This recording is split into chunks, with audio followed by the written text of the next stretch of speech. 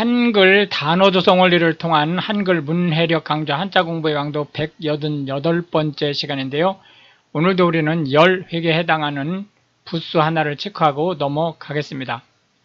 높다라는 의미의 고부인데요.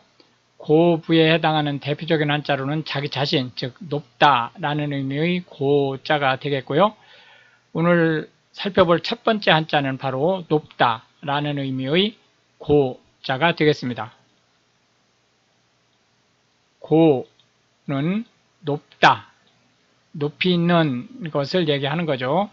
를 뜻하는 고자가 되겠습니다. 하나, 둘, 셋, 넷, 다섯, 여섯, 일곱, 여덟, 아홉, 열 해서 총 10획에 해당하는 한자가 되겠습니다.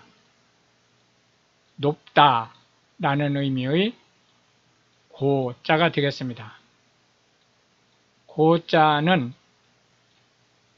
물리적으로 위치가 높은 것을 뜻하지만 또 사회적으로 높은 자리를 모두 포함하는 한자가 되겠습니다. 고지대라고 하는 것은 해발 고도가 높은 지역이라는 뜻이죠. 언덕이라든지 산 위에 형성된 지역을 얘기한다고 보면 되겠습니다. 고공이라고 하는 것은 하늘 높이 또는 높은 하늘을 뜻합니다. 최고급이라고 하는 것은 어떤 물건이나 또는 서비스 이런 것들이 같은 계통에서 볼 때 가장 우수한 퀄리티, 질을 갖는 것을 얘기합니다. 고위직이라고 하는 것은 해당 사회에서 전략 또는 정책에 영향을 미칠 수 있는 위치에 있는 사람을 얘기하고요. 단순히 그냥 권위가 있는 사람뿐만이 아니고 일정한 직위 또는 직책을 가지고 있는 사람을 얘기하죠. 고등학생이라고 하면 고등학교에 재학 중인 학생을 얘기합니다. 넓은 의미로는 이제 휴학 중인 학생을 포함하고 현재 고등학교에 재학 중이진 않지만 연령대가 16, 7, 8세에 해당하는 사람도 고등학생이라는 말로 표현할 수 있습니다. 고속국도라고 하는 것은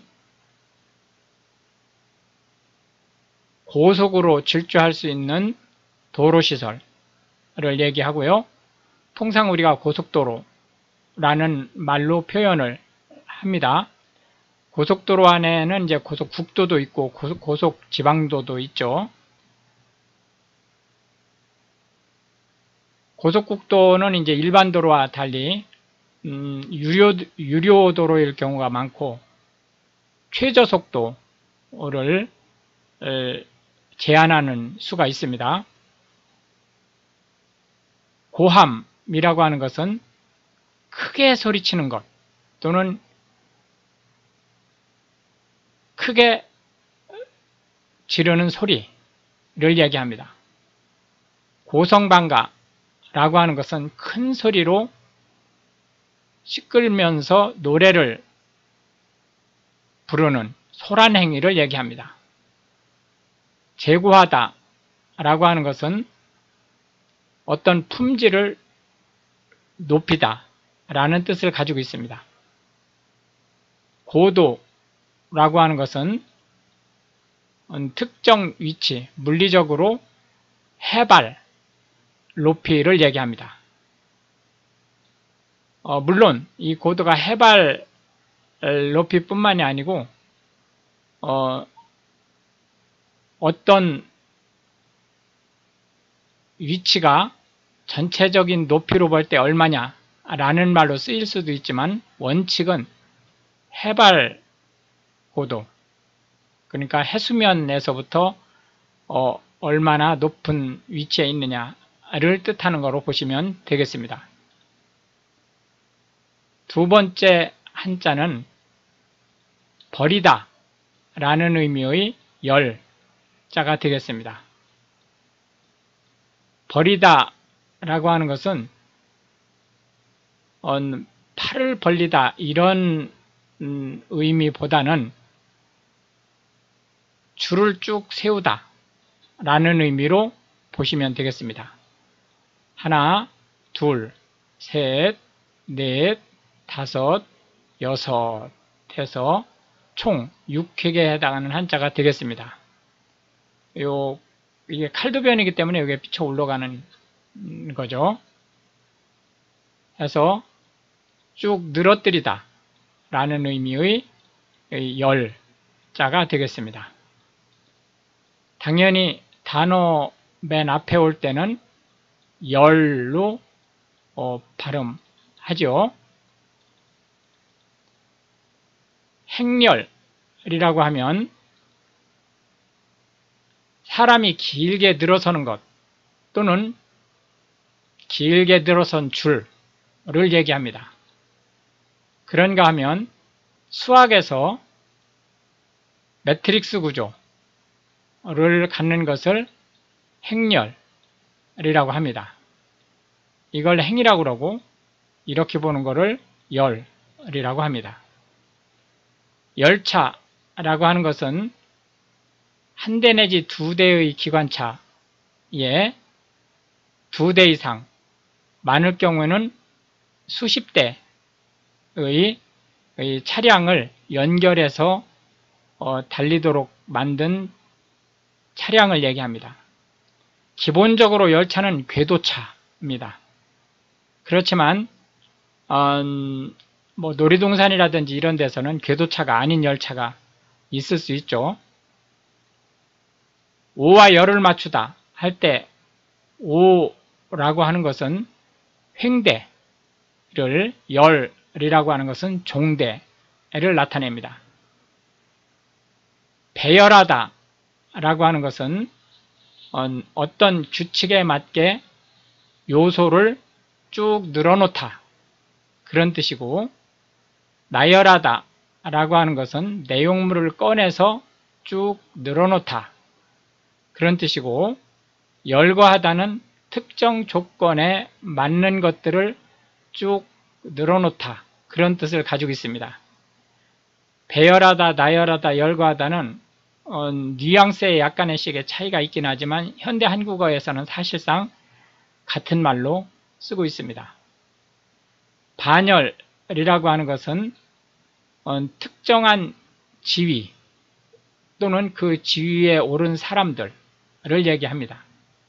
학렬이라고 하는 것은 한국인은 통상 선조를 대부분 알고 있습니다.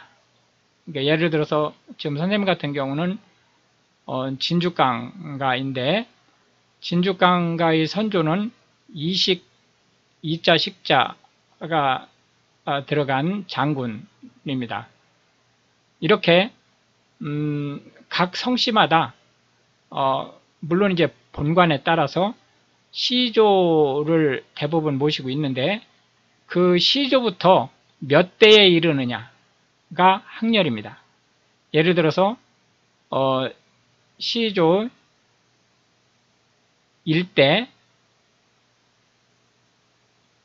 2대, 3대, 4대 이런 식으로 쭉 해서 56대 이런 식으로 이 시조로부터 시작해서 같은 대에 이르는 모든 사람들을 학렬이 같다라고 얘기를 합니다.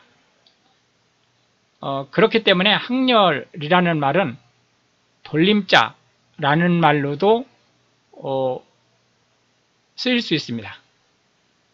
예를 들어서 이제 선생님 같은 경우는 구자가 돌림자죠. 끄트머리에. 이런 식으로 구자 학렬은 28세다. 이런 식으로 이제 그 표현을 할 수 있습니다. 참고로 대보다 세로 표현할 때 일이 더 많습니다. 세가. 그러니까 15대는 16세 손이 되는 거죠. 열강이라고 하는 것은 국제사회에서 큰 힘을 발휘할 수 있는 나라를 얘기합니다. 병렬이라고 하는 것은 아까 이 오와 열을 얘기했지만 횡대로 쭉 늘어놓는 것을 얘기합니다. 전기에서는 병렬로 건전지를 연결하면 전압은 그대로지만 내구 기한이 길어집니다. 병렬의 반대가 직렬이죠. 직렬은 오와 열에서 볼 때 5, 종대에 해당하고, 직렬로 건전지를 연결하면 내용 기한은 똑같지만 전압이 2배로 늘어납니다. 그러니까 2배로 늘어난다기보다는 X배로 늘어나는 거죠.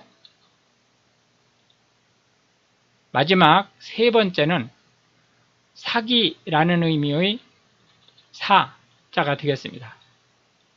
여기서 사기라고 하는 것은 역사적 기록이라는 의미이므로 현대식으로 보면 결국은 이거는 역사라는 의미의 사자가 되겠습니다.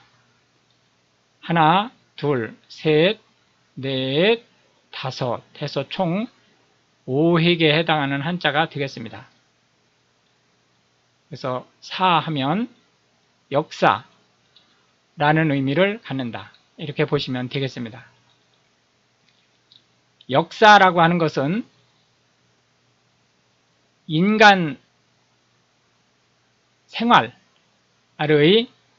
발전 또는 문제, 기타 등등 이러한 흐름에 대한 기록을 얘기합니다. 국사라고 하는 것은 그 나라의 역사이고, 한국인이 국사라고 하면 한국의 역사를 얘기하는 거죠. 사상이라고 하는 것은 역사적 기록으로 볼 때라는 뜻입니다. 여사라고 하면 결혼한 여성을 높여 부르는 건데, 통상 공식적인 직책이 없는 경우를 얘기합니다. 사료라고 하면 역사 연구에 필요한 각종 자료를 얘기하고요. 선사시대라고 하면 역사 이전의 시대, 이게 선이 앞서다 그런 뜻이니까 역사 이전의 시대를 얘기하는 거고요. 여기서 역사 이전이라고 하면 역사가 없었다라는 의미가 아니고 역사적 기록물이 없을 때를 얘기합니다. 사적이라고 하면 역사적 그 큰 자취를 남긴 것을 얘기합니다. 그렇기 때문에 사적은 주로 어떤 장소 또는 건물을 얘기합니다. 어사라고 하면 어사는 통상 암행을 하기 때문에 앞에 암행이라는 말을 붙일 수 있습니다. 암행어사는 왕의 직속 기관으로서 비밀리에 감찰 업무를 하는, 특히 지방관의 감찰 업무를 하는 직위를 얘기합니다. 사관이라고 하는 것은 사관을 만약에 관을 벼슬관자로 쓰면 임금의 그 전체적인 치적, 물론 잘못한 것을 다 포함하는 거죠. 을 기록하는 관직을 얘기하는데, 여기서 관자는 이게 볼관자를 쓸 때 역사를 보는 시각, 역사를 대하는 철학을 얘기합니다. 우리나라의 경우 사관은 대단히 왜곡되어 있기 때문에 이 사관의 왜곡이 현대 한국인들의 극단적인 이 패 나누기에 아주 혁혁한 공을 세웠다고 할 수 있겠습니다. 사극이라고 하는 것은 역사적 사실을 기반으로 한 소설을 얘기하고 또는 그 소설을 드라마, 영화, 연극 이런 것으로 꾸민 것을 얘기합니다. 이렇게 해서 이제 오늘도 우리는 하나의 부수와 세 개의 한자 및 각 한자에 대해서 10개씩의 현대 한국어에서 자주 쓰이는 단어들을 살펴보았는데요. 이것이 한국어 문해력 향상에 도움이 되고 특히 외국인으로서 한국어를 배우시려고 하는 분들한테 한국어 단어가 어떻게 만들어지는지 그리고 어떻게 운용되는지에 대한 폭넓은 이해를 전달할 수 있게 되기를 바라겠습니다. 시청해 주셔서 감사하고 우크라이나를 위해 기도해 주시면 더욱 감사하겠습니다.